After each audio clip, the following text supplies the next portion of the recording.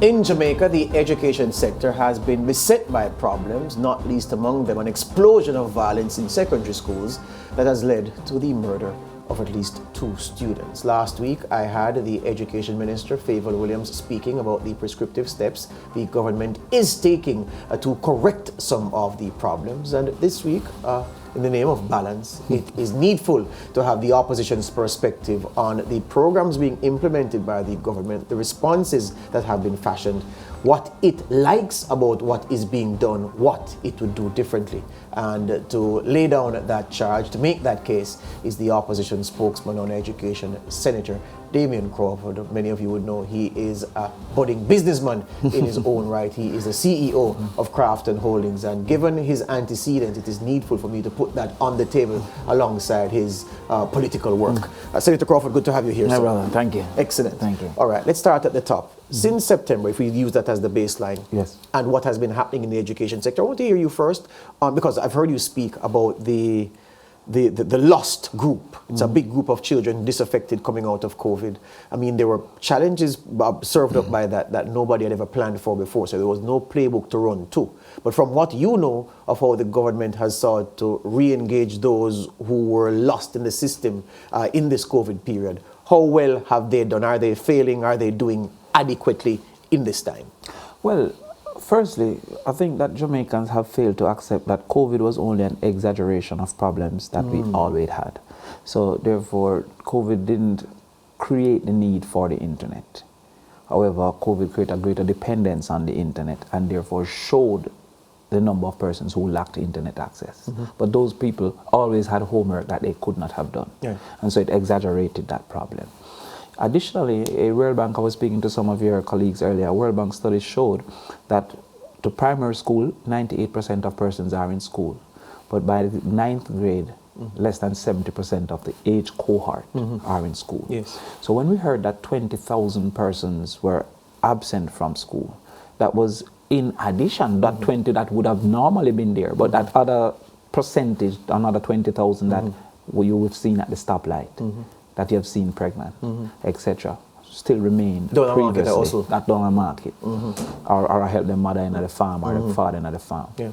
In fact, in the last decade, 60,000 girls between 11 and 17 had a baby. 60,000? 60,000. That's an average of 6,000 per year. Had a baby. So they were also absent. In fact, the same World Bank study showed that when they asked why persons were absent, 49% of women absent were because they had a baby from school. So these were problems that were exaggerated by staying home. So I'm sure that number maybe is 8,000 last year and year before, because staying home without supervision would have increased the probability of being pregnant. Yes. So COVID did not create problems. It exaggerated and highlighted some of the problems that we had. So to that extent, I would disagree that we would not have had systems in place, because we should have had systems for that problem. Now that we have a greater problem, we should have now improved upon those systems, but we did not. So for the last decade, we have seen school-age children at the stoplight. What we have seen is a mushrooming of school-age children at the stoplight. Had we had a method to treat that 6 years ago, we'd have just expanded upon that. But here's the thing, you're a man of mathematics. You know that if it is that you have a tailored approach to deal with a problem, and then the problem, as you say, is exacerbated by COVID, so the problem becomes huge, not simply expanding the solution for the tailored problem before is going to yield the results that would make the solution effective. So the government could very well say, look, still, this was something that no projection, no playbook was ever written to deal with, and that's why we struggled in implementing the approaches to solve. And that is why, as you're thankful that you suggested I'm a businessman, forecasting have been a part of government, of business, of all activities. So therefore, if it is that we expect a cold winter in the United States, tourism and hotels start to forecast that we expect more people to travel because of the drive of the cold. If it is that we hear that there's a hurricane in Mexico, we expect that some people will divert from Mexico to Jamaica because historical figures showed how these things operate. So therefore, it is in my opinion that if we had the 2 years of no students in school, that there was a simple lack of preparation and forecasting of what may be the problems and what may be the solutions of these problems. Some of the problems you have highlighted are not difficult problems in my opinion to cauterize. They're difficult to solve because the system have all these interconnected variables, but it's not difficult to cauterize. Let's look at violence in school as an example.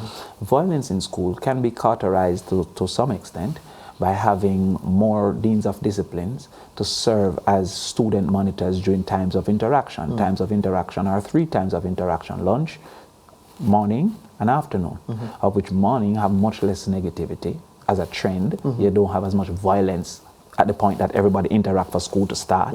So the violence really monitoring is lunchtime and after school. So if you had more monitors, we have 1 dean of discipline per school. The school have 2,000 people. That is ridiculous, and that should have been expanded coming out of COVID. Additionally, you would find that you could have staggered lunchtime. So it means staggered interaction times. So staggered lunchtime, staggered going home times. Because one of the negatives you have is that the older persons become bullies of the younger persons, in particular for the money. To take away the money, take away the lunch, etc. So you have some schools that have implemented it on their own, like a Calabar have staggered lunchtime, but that's not a government proposition to these that was schools. School management. That's a school management depending on the school, and there might be need for facilitation so that you can have separation, etc. by the government that not facilitated that or allowed that. Cameras. We have talked about Jamaica Eye. Now, cameras in schools would help for you to identify who the perpetrators are, for you to monitor the students more effectively and more easily, but also for you to find hotspots over time by having that. And it's also a shackle on behavior because you know you're being watched. Because a man know he's being watched. You understand? So therefore, that is also a negative. I've said to you, 15% of boys have said that they're not in school because they were expelled from the system, not expelled from the location, meaning you're not fitting in KC, you're not fitting in Tarrant. They're expelled from the system instead of having reform school, proper reform schools to say that this is behavior reformation that we needed for the. So therefore, there are ways to cauterize some of these problems. The drugs have become a great concern within schools. And again, when you had COVID and parents had to still leave the house, the communities had the least. I don't want to use a negative term, but not the most progressive people remained in the community. Facts. Right? And therefore the children were left to the vagaries of the, because one of the unintended purpose of school is to, at the time of work, give adequate supervision from progressive individuals, of students, of children. But when teachers are not available because no school, parents still had to go hustle, especially within the poorer communities that depend on people interaction. The child was left to the examples.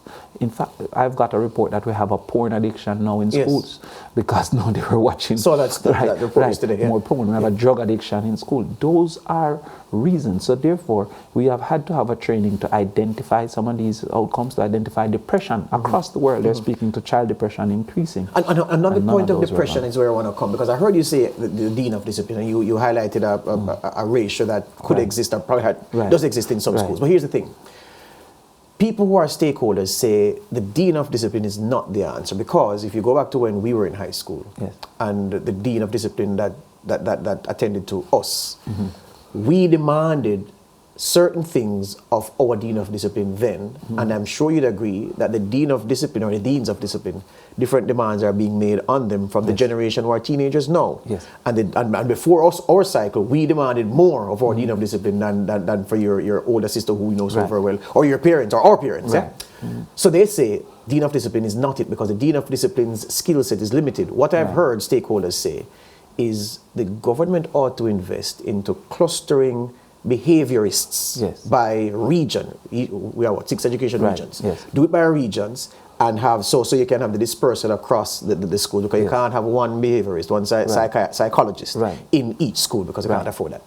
So do the behaviorists in tandem with the Dean of Discipline who does something at a certain level. But you can't depend on Dean of Discipline to impose the kind of behavioral change that you'll need for behavior to work. I want to hear you on that. Yeah, because a lot of people look at the singularity of a opinion. The Dean of Discipline is a part of a department of socialization because socialization is indeed a requirement of schools. Academic performance is not the only requirement of school. You want to create a type of citizen. Which is why we wear a uniform. Right, which is why discipline is an important aspect. Because it's part of discipline. So I say, what uniform have to do with learning? Because maths is not the only outcome that we are looking for. It requires discipline to drive on the right side of the street. It requires discipline to work in the right uniform at Scotiabank. You can't go to Scotiabank and wear your NCB uniform. Right? So all of that is a part of it. So there's a department of socialization with the guidance council, with the deans of disciplines, and that might be buttressed by this person who comes in one spur. So you're supporting the behaviorist at a level. So the behaviorist is at a higher level because somebody must identify who the behaviorist must see. Absolutely. The behaviorist will not be interacting, nor have that connection, nor the trust. Right. The trust that you which have, is very important. Which is especially with a child. Yes. So when you come and say, all right, these teachers are a part of the department of socialization, even though they're teaching, so we're making them form teachers, they must be trained in a certain way.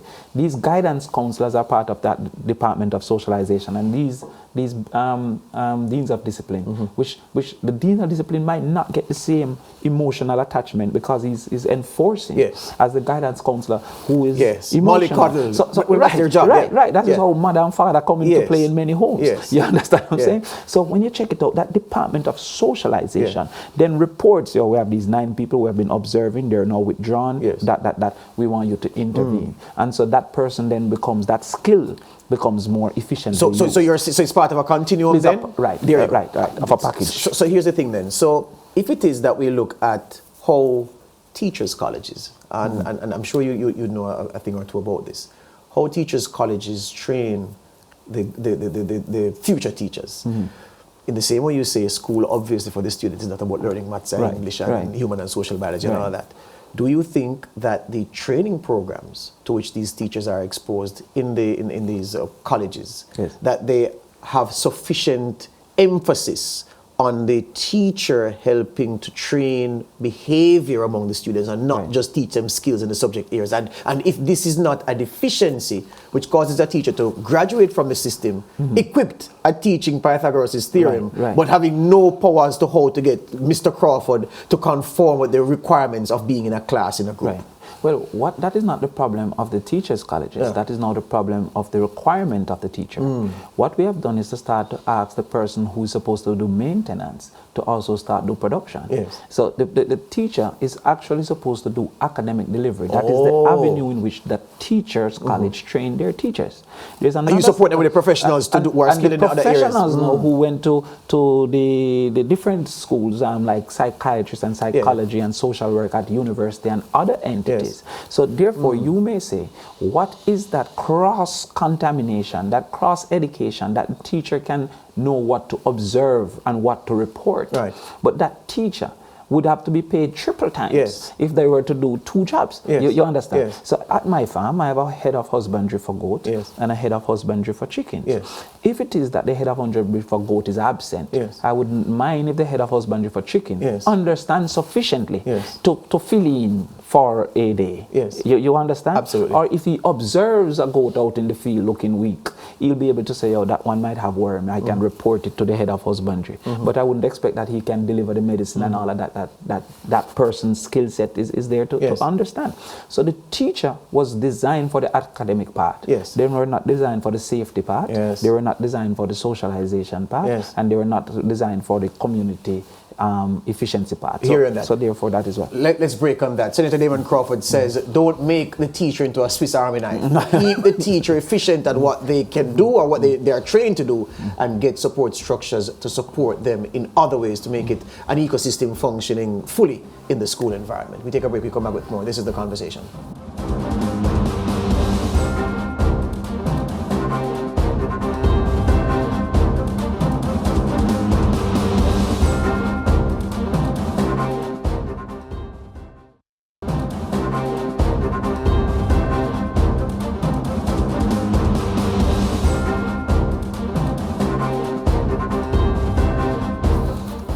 back with the conversation. My guest is the opposition spokesman on education, Senator Damion Crawford. Senator Crawford is also a businessman in Jamaica, running a successful operation out there in St. Mary? In St. Mary. There you go. Good. The issue of devotions was brought into sharp focus the other day, because I don't know, well, I need to ask you, your reaction when you got those videos. I thought it was a hoax, because I'm saying this can't be real. Why are people collapsing and spasming on the floor? Your reaction to what you saw? I was concerned and confused. There you go. Yeah. I was, yes. So after that, no, people started arguing over devotion because of the stories that attended to what happened to cause the students to behave in that manner. Right. The education minister says it is putting together people to form a stakeholder group to get perspectives on how to treat with the issue. I see you smiling already. Certain groups have come out and said, well, we haven't been called. We ought to be there, given the importance of this. The Council of Churches. There you go. The issue of devotion in schools, hold, what do we do with it? Do we modify? Do we need to? Well, first of all, my personal bias is that there is a space for God in our society. And by extension, and religion.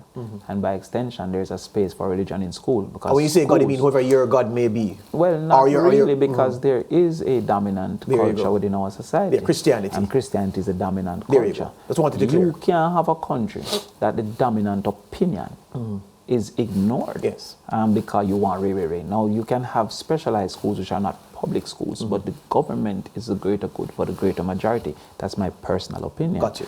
Now, when you check out what is happening in this society, the people who are given the duty to correct, having not done that duty, leaves it to others who don't have equal power and equal resources to seek corrective methodologies.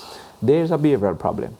The government and the ministry, having failed to correct these behaviors, the schools now start to say, what can I do? But don't have the resources, the expertise, etc. So what them do, them turn to Jesus because they don't have the same resources. It's the same that I've said 60,000 of our women have been impregnated in the last 10 years, 11 to 17. What did the principal say? I tell them to wear long clothes because I don't want the men to take advantage of them. It's a pure intent. His intent is not negative. But having not fixed the problem of him seeing of the 6,000 per year, maybe 50 of his girls being impregnated, he's now saying maybe I can reduce their attraction by lengthening their uniform. Now, we can quarrel if he's correct or incorrect, and most of us accept that that is an unlikely method to work. But he's forced in that position because corrective measures by those who have power, like us in Parliament, to say, we're putting in a automatic thing that if a child under 17 have a baby, the father must be identified. And having been identified, he must get a minimum punishment if he's over the age of 16 because he'd have taken advantage of a child. We have not done those things to cauterize it, so him try cauterize it. So Oberlin trying to cauterize the negative of the same discipline that you're speaking to and the probability of death because of the intent of harm. Because that is what we face. If there's an intent of harm, it increases the probability of death. We don't mean that intent was death. You understand? Absolutely. So you take up a chair and lick a man, he might die. You carry a knife, the girl that died at St. Kitts could have been injured. Didn't have to die. You understand? But the intent to harm lead to death. Kingston Technical, right.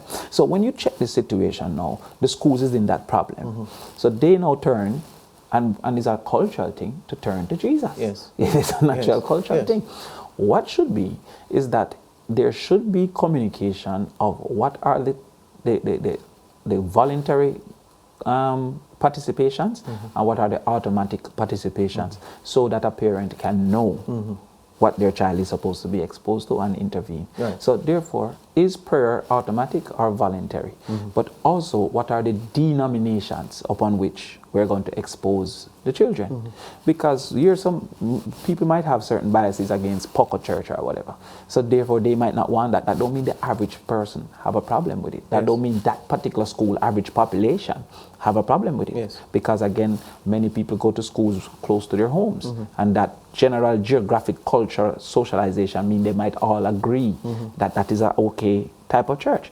Another person might want Catholic experience. If you go to KC, your devotion is going to have an Anglican experience. That should be communicated so that the parent can say, well, I understand, I'll prefer if that portion of taking the bread and the wine be optional portion. Yes. No communion for my child. Right. Yes. But the other parts of Fine. might be so the PTAs and things can then intervene to say, of the devotion, especially with the religious aspects, what are the optional portions and what are the automatic portions? Because I believe that there is a place for Christianity within a Christian society. So that's the part. That's the part approaching devotions. But what about the other part of it in terms of who leads? Because that has been brought into sharp focus by what happened at Oberlin. Say, I mean, it shouldn't be any random member of faculty who feels the spirit that particular morning who should go and minister to the population as if they're at a church. So should there be rules around who leads? Well,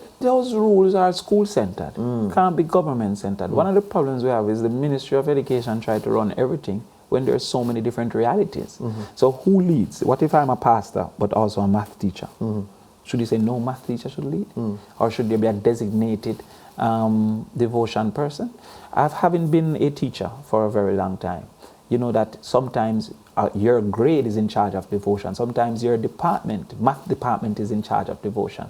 And you look to the Christian one and say, you lead that aspect. Because devotion is not only the Christian aspects. Yes. Sometimes devotion is announcements and this and that. So therefore, when you try to now say, okay, it have to be so, you'd have to then provide resources. So the Department of Socialization, if we had that, might have been automatically responsible for devotions, because devotions would be a part of the duty of socialization within the school. Not having that, the teachers now have to play the devotion role. Yes. So because this one teacher might not have had the type of practices, religious practices that you endorse, you will then say no, because what if it were run into it as a Catholic priest and Jesuit was a tyrant? Would he be allowed if he was a math teacher only? Should it be principals only? It would be ridiculous. So all I'm saying is, if it is going to include speaking in tongues as a natural part of does my child have to participate? Now, don't negate children wanting to be a part of anything. So if 3 people start chopping on the ground, one next 10 are going to do it, just for 15 and just Anything serious thing make joke? That's how students are. But what was the intervention to ensure that they were not traumatized by it, etc.?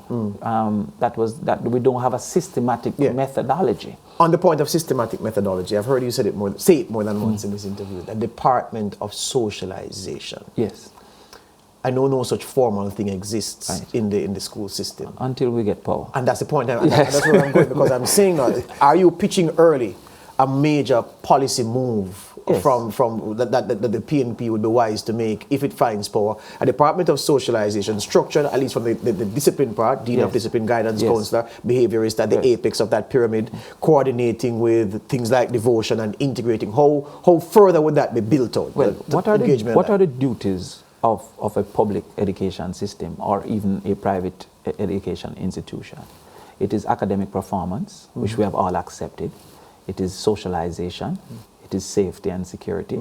And I say safety and security because a child fell over a balcony that was dilapidated. So it's not only violence that injures students. Another one was hit by a car without a fence in Portmore.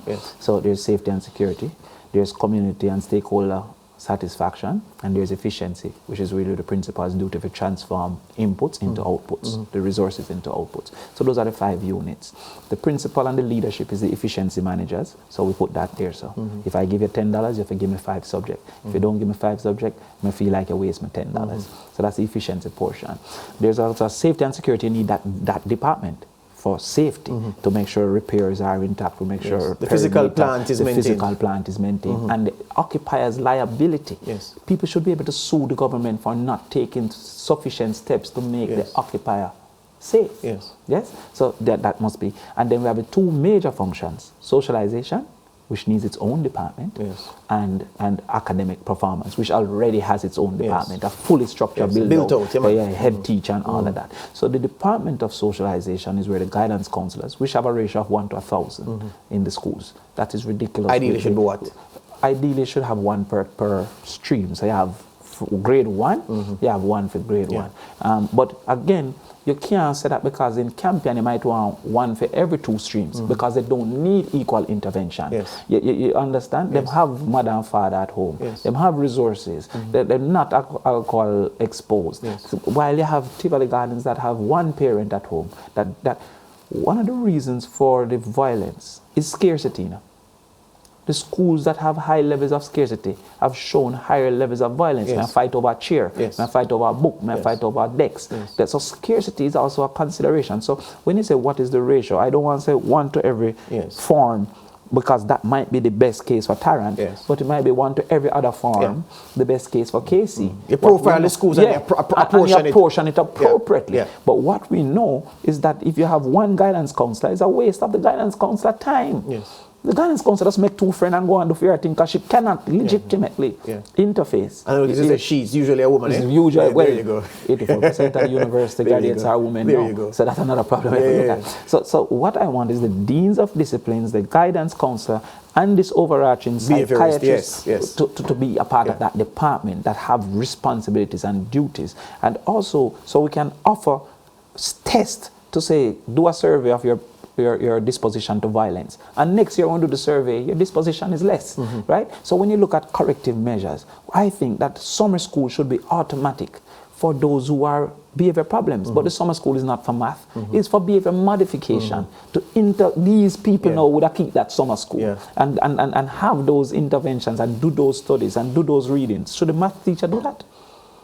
The math teacher not focusing on Pythagoras and simultaneous and marking books. You understand? But reading alcohol abuse, reading Molly and the signs of Molly consumption, so that you can now call the teachers to a training session to what to look for, days and this and that, dry mouth. But you understand? So this department is of the most, that is why we have a country that don't know how to parent, a country that don't know about sex education. All of these are socialized, those are not school things.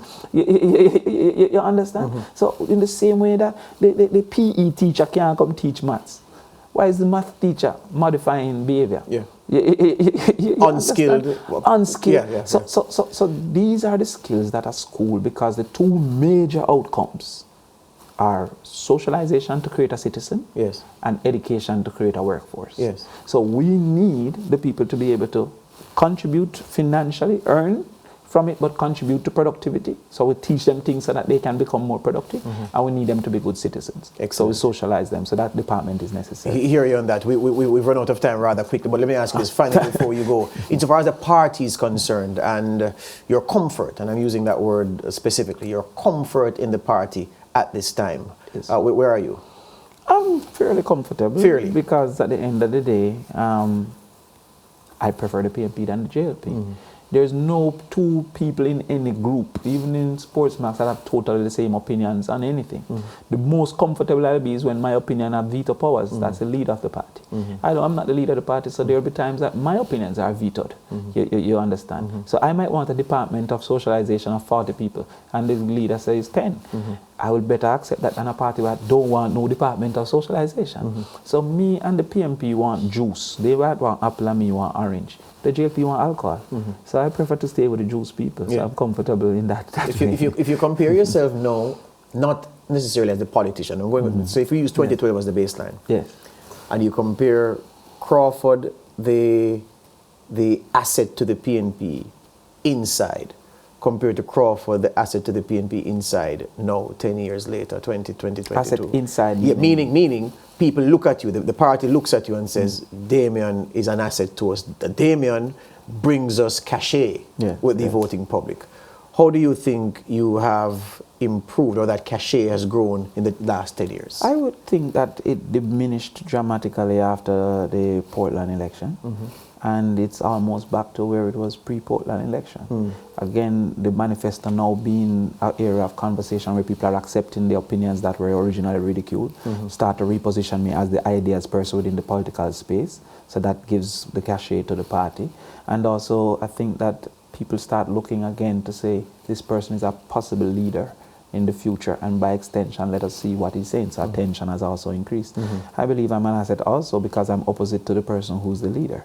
So if Portia was there, I might have been less as an asset because me and Portia might carry the same realities. However, because Mark is there, who's a more stately and I'm a more exciting, that kind of complementarity makes you also a greater asset. And you have firm ambitions to one day lead this PNP. I've never denied that. Yeah. I've never even stuttered on that.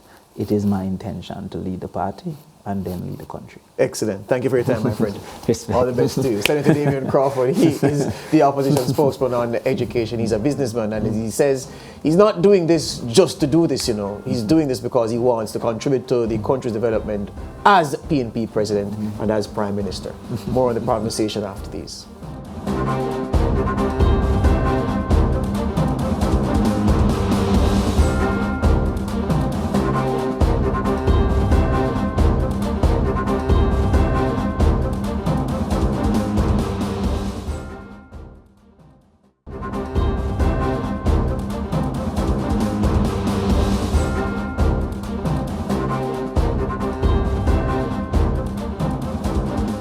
In Jamaica, industrial security guards are up in arms about the slow pace at which their employers are aligning themselves with a ruling of the Supreme Court to treat industrial security guards as regular employees for decades.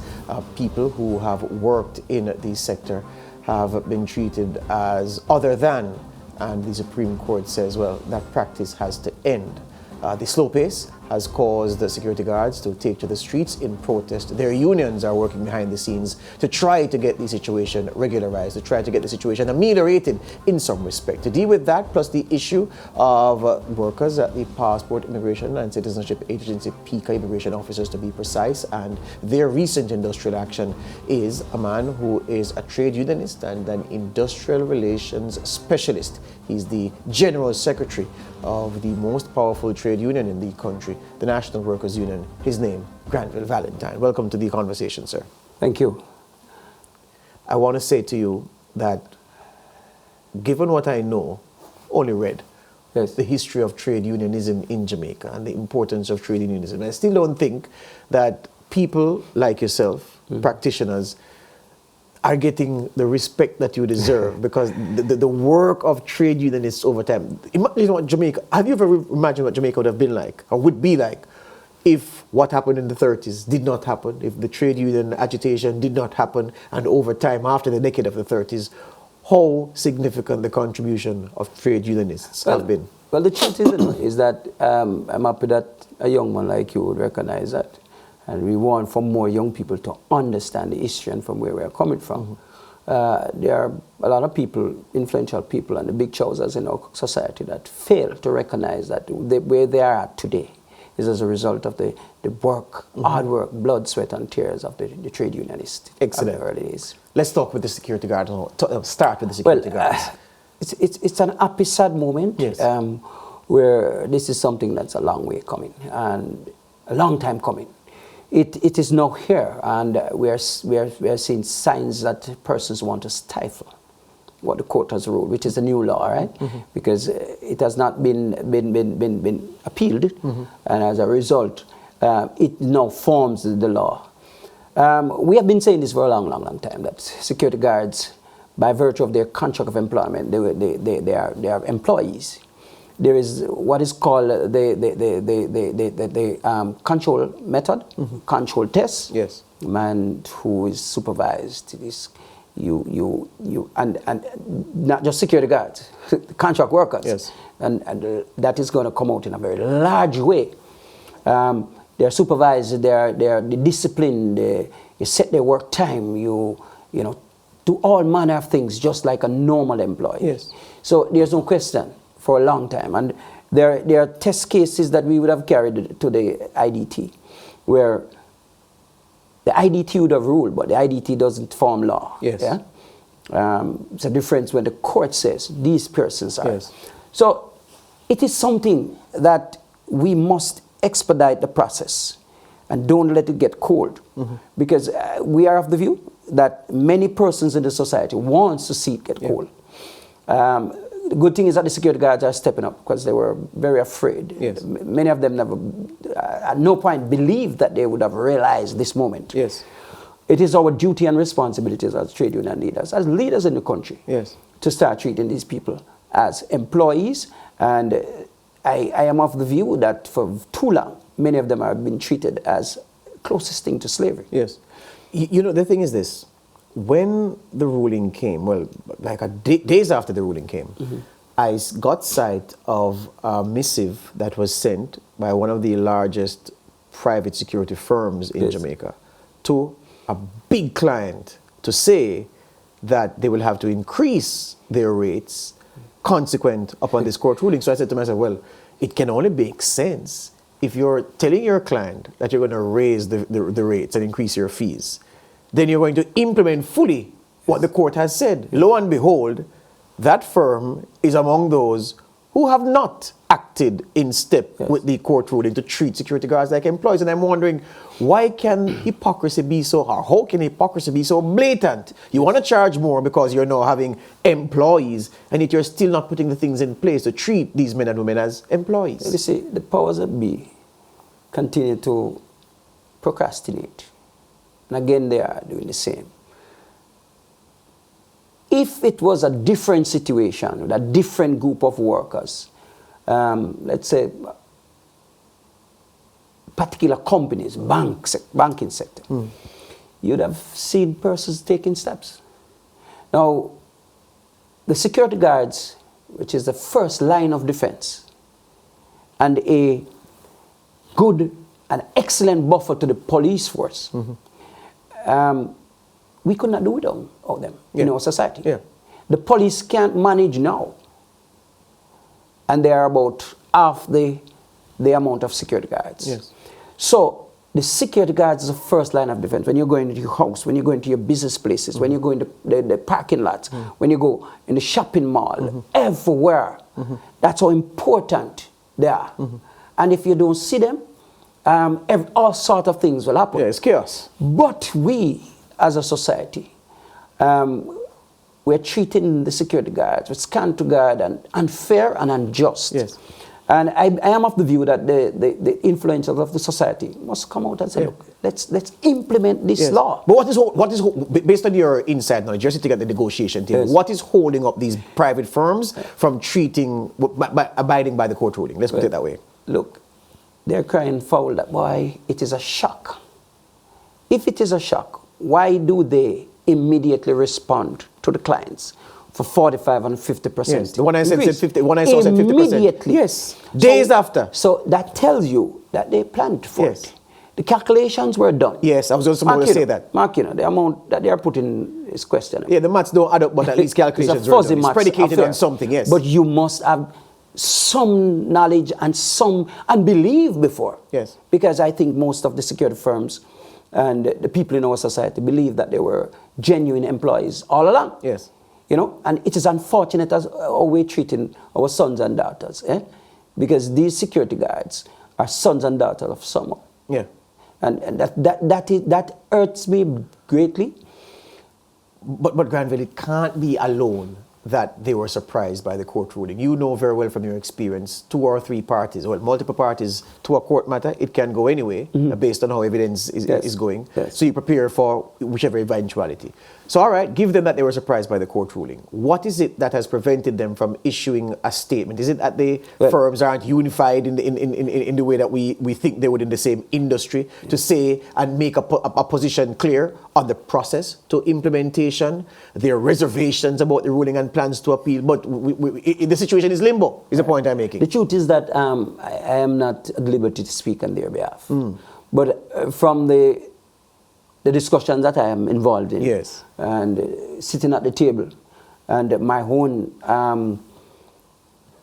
understanding of what is happening, and my own opinion, yes, is that they're just kicking the ball down the road, delaying.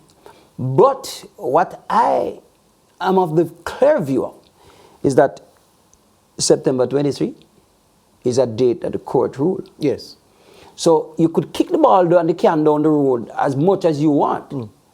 That's when the implementation is effective. So there's a retroactive element to it. Absolutely must. And I realize that people are not looking at this because unless you challenge the court ruling, no individual or no government or no company can change that date. It has to be challenged in the court. Yes. The time has passed. Yes.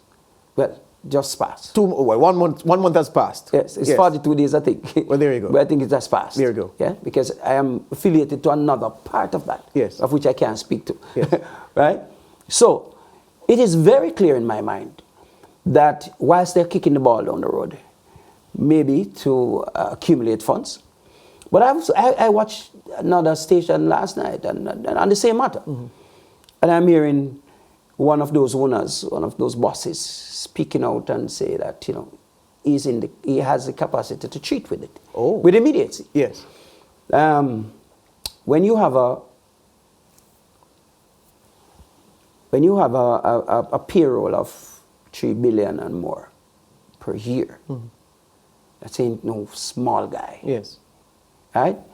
You can always meet with the guards and say to guards, look, this is what you're owed. Can we work out a payment schedule and implement immediately what the ruling would have said? Yes. Start treating the guards Yes. like persons, Yes. like regular people and Yes. not as slaves. Yes, because the key to what you've said is that implementation of this court order Yes. to treat them like employees doesn't only mean about payment. No. So you're saying Condition of you work. you can start the conditions now Yes. and work out the payment so that you can Yes. do it And- as your budget allows. As one of the security guards, some of the security guards have said to me, what is missing? And don't underestimate a security guard. They might have read much deeper than many of us. Yes. Because they spend long hours alone. Yes. And they will read the Bible from front to back and Yes. the dictionary and etc. etc. So they do gain some knowledge. Yeah? And many of them, it's just the circumstance that they're coming from. Yes. Why they are not at university, Yes. why they are not doctors and lawyers. So this security boss who said he has the capacity to treat with the court order, what is holding him back? What did he say? Well, he's waiting on the government. To do what? But as far as I'm concerned, there is nothing in this court ruling that says the government. Well, forget no. You said that as far as you are concerned. Yes. Forget where you are concerned. Doesn't the court ruling say that security guards should be treated as employees effective Yes. September 23, 2022? Yes. So there's no government element to it. This technicality that people are using about him, this is between Marksman and the NHT. Foolishness. As long as the condition of work, of employment Yes. is similar, Yes. is one of the same, Yes. right? So it is for us to be sensible about it and just look at a way to treat with all security guards. And I dare say, those who employ workers, Yes. contract, Yes. similar conditions, you need to do this very same. Yes. Because there's no difference between it. Yes. We knew that as trade union leaders a long time. Yes. We have been saying that. We have challenged on many occasions and we are victorious. But what this has done, it became a national issue and it is one that the entire country has to recognize as a way forward. I'm happy you pointed to the fact that the ruling was a court matter between Marksman, the private security firm, and the National Housing Trust for deductions that weren't treated with properly Yes. by the company. And as you're saying, it's an industry-wide application that the ruling has the effect of making. Yes. But in the specific case of Marksman, have they taking steps to do what is right by the court, the specific firm? To the best of my knowledge, they have taken no steps. To the best of my knowledge, they are to wait in, and you can't wait. Now, what will happen, is that you saw some security guards went in Crossroads. Yes. The numbers will increase. The security guards are now organizing themselves. Yes. And I can tell you straight up, my union is in discussion with some of them and is ready to represent these guys. Yes. This is one of the pledge I have made. Yes. You'll march with them on the roads? If we have to. Yes, if you have to. Yeah, if we have to. You rather negotiate in the boardroom But first. I rather negotiate in the boardroom Yes. because it is of such great importance Yes. to a nation Yes. that one would prefer that these things are done Yes. in a reasonable and meaningful Yes. way than the workers has to take the street. Yes. And that's why I believe that the government has a role. Yes. And they speak of a JIC, Joint Industrial Council. Yes. It is something that we could bring on board, because if you don't, what you will have is that individual unions Yes. are going to start to represent these workers. Hear you on that. Let's take the break and come right back. Speaking with trade unionist and industrial relations consultant, strategist, Granville Valentine.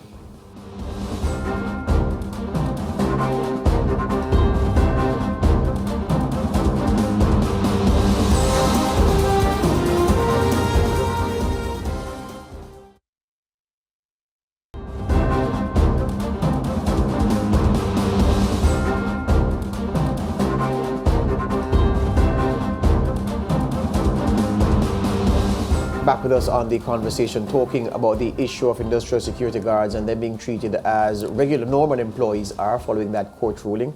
The battle between Marksman Limited and the National Housing Trust. Trade unionists are saying, well, it's obvious that the ruling applies industry-wide and is not, as some people would have it, they say, a specific matter between one security firm, Marksman, and one government agency, the NHT. Just before we left the previous segment, Granville, you said that notwithstanding what has happened so far, there is a role for the government to play. Are you saying that the role should be as narrow as seeking to resolve this issue through the JIC, or will it take a declaratory statement from the responsible minister to say, look, consequent of the court ruling, the government believes it is in the best interest of the country for the private security firms to do X? All right. Absolutely. Because as a government, you run a country. Yeah? And things that can affect your economy, your security, etc., must be of paramount importance to you. So, whilst I believe the government get involved, it's not sufficient, because we must expedite this process. The security guards have a reasonable expectation that one has to respect. I mean, they've been waiting, some die waiting. Yeah? So, there's a need for urgency. Call a summit. Let us talk for 1 week. Yes. We almost can, the way this is important, the importance of this matter, we all can sit down for a week. We must can reschedule other matters. Yes. Right? And we have enough of us to sit around the table. Yes. Discuss this, but the security guards ought to be around the table too. Yes. You can't speak in absence of the security guards. But question for you, why would the security guards need to be around the table if you are around the table representing them? Well, whilst we are representative of the security guards, you know, the LRID of 1976 clearly indicate... Labor Relations and Industrial Disputes Act.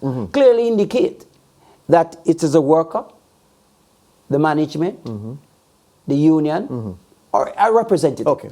So it can't be that you are representing my causes and interests in my absence. Because who give us the right to represent them? Yeah. It is the worker. All right. So if you tie to the LRID, then there can be no question asked about it. But hear me on this now. Given the fact that we obviously know that the relationship between the NWU and the People's National Party is a very strong one. Saw you at conference firing up the crowd. So here's the thing.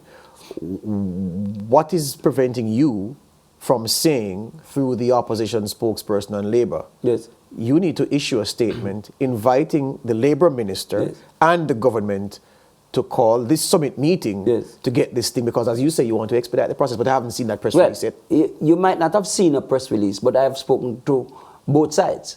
Because I never politicize trade union. Right. Yeah? Everybody know my politics. But I'm one of them who don't politicize my trade union work. Because I represent people and I represent worker. Maybe JLP, PMP, no P, sympathizers, whatever. But so I represent at all times workers' issues based on the interests of the worker. So what's the feedback you've been getting? Is that summit meeting near? I get feedback, good feedback, and solid feedback from the opposition. I got feedback, good feedback from the minister. Yes. But government is always tentative about telling the big boys which direction they are to go. Yeah? That's something we need to stop in Jamaica. Yeah? don't matter who you are, in the interest of the country and in the masses of the people, especially those who are voiceless in many times, in many instances, Yes. you must take a stand. Yes. You can't have this lukewarm and boaty business. So, there is a need for a very firm position. Yeah? Resolute. This is where we must go. In the absence of this summit meeting led or convened by the Labour Minister representing the government, in the absence of that, how is this going to be resolved? Well, let me first tell you that there is the LAC, Labour Advisory Council, Yes. of which myself and other trade union leaders are part. Also Jeff. Yes. And this is the Labour Advisory Council is at the Ministry of Labour. Yes. And this is a place that we have these common issues discussed. But we don't need all of that. What we need is the players to be brought to a table. What will happen, eventually is chaos in this country. But I'm trying to tell my viewers what is the route away from chaos. So hold on. So security guard represented, they organize and nominate a man or a woman or man and woman. Union represented at the table. Security firms represented. That's 3 parties. Who's the other party that should be there? Government. Government should be there. 4. Right. These 4 parties, what is separating them at this time? Because you speak of LAC, you speak of the conversation with the shadow spokesperson on Labour, the Minister of Labour. What still is preventing all of this from coming together? I think the government has tried, because I'm a part of the discussion, to organize an LAC meeting. Okay. Now, the LAC meeting does not have the worker. Okay. So we need to look at a different meeting. But doesn't the bylaws of the LAC allow for the admission of special interest groups, such as the guard in this case? Yes, but what we need is not an LAC meeting. You need a meeting to deal with the issue of the court ruling. Yes. And in particular, as it relates to the security guards. And that's why I isolated the 4 parties that you say would need to be at that. So I'm saying, forget the LAC, because as you correctly said, you don't need those people. And we are calling on the government to set up that meeting. Yes. Because going the route of LAC and going to Parliament, you cannot create a law to change a court ruling. Yeah. Yeah? Yeah. But you see, that's what I'm... Because law can be redundant, can be retractive. But what I'm saying is this. What I'm saying, that's why I'm asking. That's why I asked. If it is that the parties that you identified would need to be at the table, right? But you don't get the sense that the government wants to touch the big boys. That's what you say. You say that there's a culture of that. Government in general. Not this government. Yes. Government in general. Reluctant. Yes. Which other party can bring the rest of them together to get this thing sorted out? We are going to front it, Okay. and call on the parties. Yes. Yeah. Because we know the players, and we are going to call on the parties, and we expect to do it maybe from the Confederation of Trade Unions, of which I'm a vice president, to call on them to say, look, let's bring a difference at the table with some urgency. And as you hinted, more street protests likely? Well, the security guards have said that. They have said that last night. This week? When? No, I couldn't tell because we are not the organizer, but we will stand in defense for the rights and justice of the people. We will always look at some solidarity. My take is that we are at a place that we can avoid all of that. Right? So the little talks that have been happening need to just come to the big table with a common objective, and get something done. Yeah. And I'm using this forum to call on the security companies to implement the condition of work that would clearly outline suitable for employees. Yes. And let's start looking at how the payments are going to be. One other thing I don't want to miss as it relates to security guards, there was some suggestion about 60-hour work week. Madness. The trade union movement and any sensible Jamaican would never accept that. Yes. Reason is that you cannot have 2 laws for working class. Yes. 40 hours is 40 hours. And normal employees work 40 hours. So which is security guard is now according to the court. Exactly so. Yeah. So this type of thing, it does make sense. Yeah. Yeah.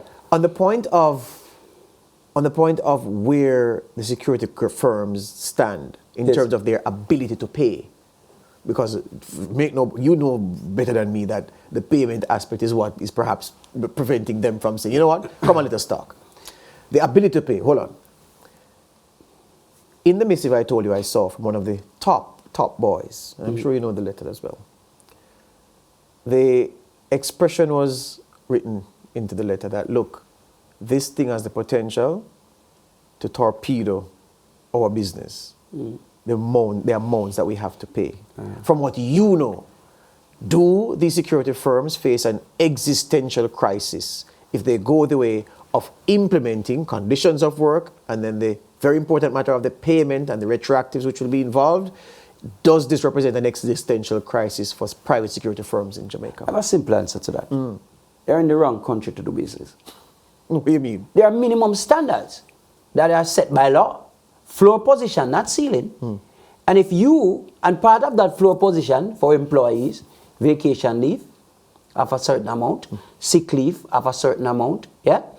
And 40-hour work week, a work day, 8 hours work day, etc., etc.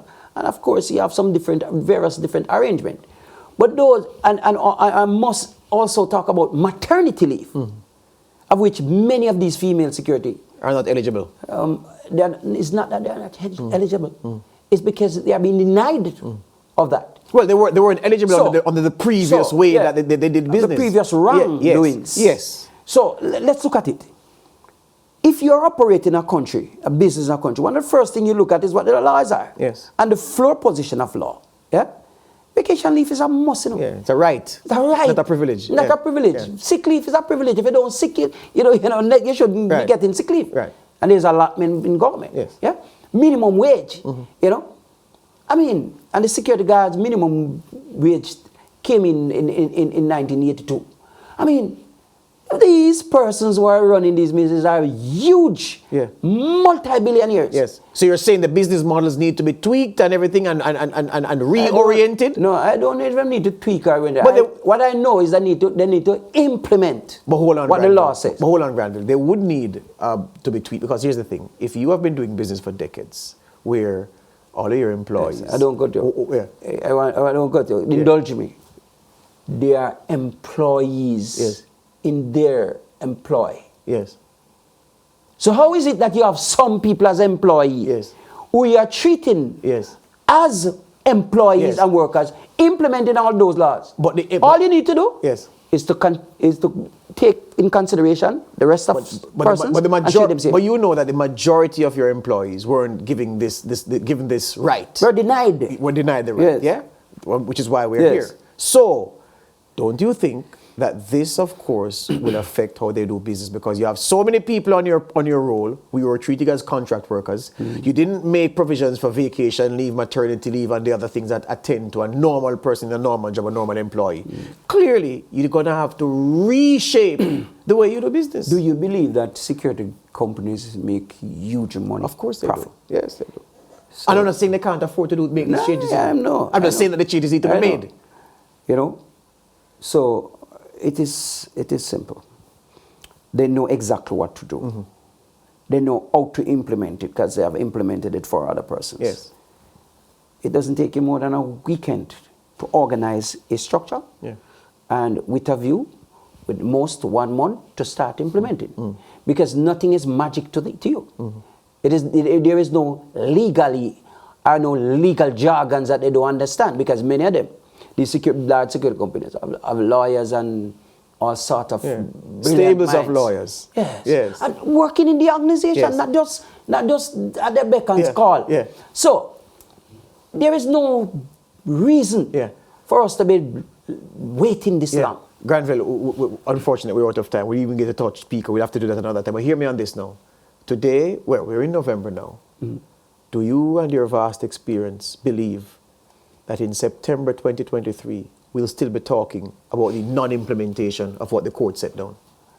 The truth is, if it wait that long, history will be unkind to us. And these security guards will revolt. So, saying all of that, us as leaders must all come together and make it happen. And I would say, by January, February, we should start looking at implementation with a view of coming back to September 23rd.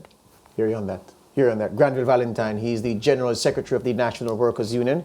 He is a trade unionist, clearly, and he's an industrial relations expert. That's the conversation for this week.